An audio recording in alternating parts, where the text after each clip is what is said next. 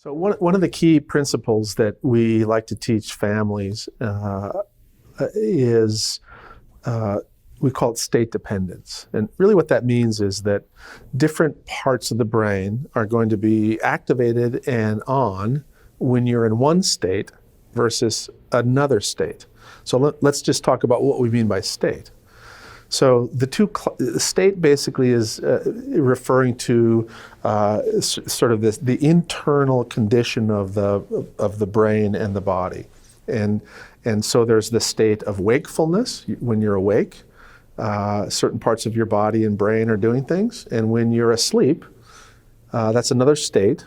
Different parts of your brain and body are doing things, and the point is that what parts of your brain are activated will change depending upon what your state is. And so when you're awake, there are different versions of state. So you have this, you can be calm and reflective, and we've talked about this a little bit, that you're able to use this top part of your brain, the most unique and powerful part of your brain, the cortex.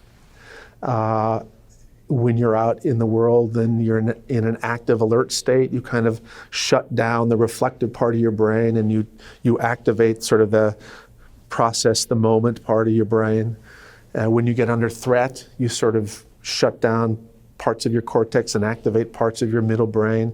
And so the whole point is that depending upon your state, different systems are going to be in charge. Now, one of the things that, again, in general, as you get increasingly threatened, you use increasingly lower parts of your brain to control your functioning. And as we said earlier, if you think about the hierarchical organization of the brain and you get lower and lower and lower in the brain, you get to simpler and simpler and simpler systems. And by the time you get down to the lowest part of your brain, it's a little bit like a lizard's brain. So lizards are not very future-oriented. They don't think about the consequences of their behavior. They literally think about the moment. And so the more threatened you are, the more you're using these more primitive parts of your brain for problem solving and for behaving and so forth. And again, the key thing about this is that most of us are at baseline pretty well regulated. And when we have a moderate challenge, we have a moderate internal response. But the kids that we work with frequently have what we call a sensitized stress response.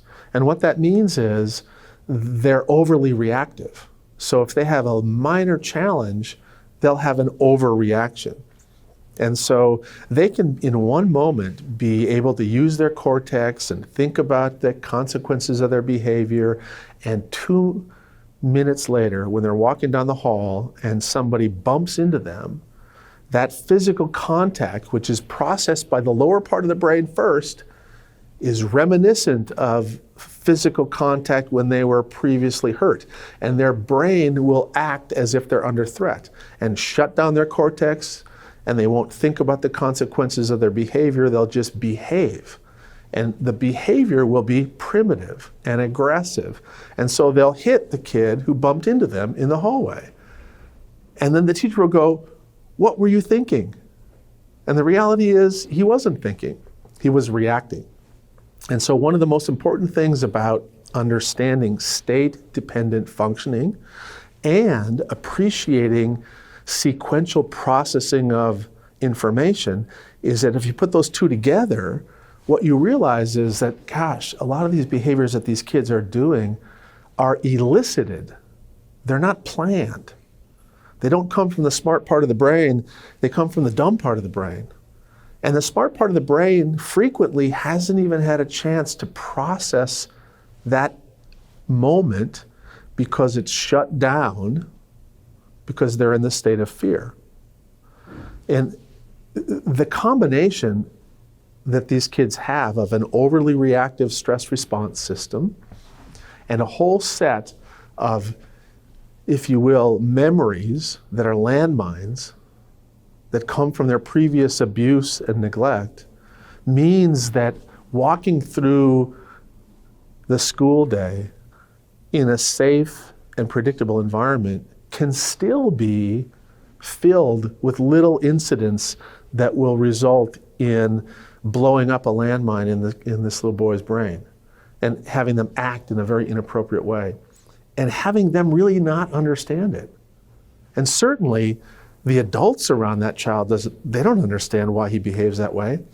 And so over time, misunderstanding emerges, and then attempts to solve the problem with a misunderstanding about what's going on leads to further misunderstanding.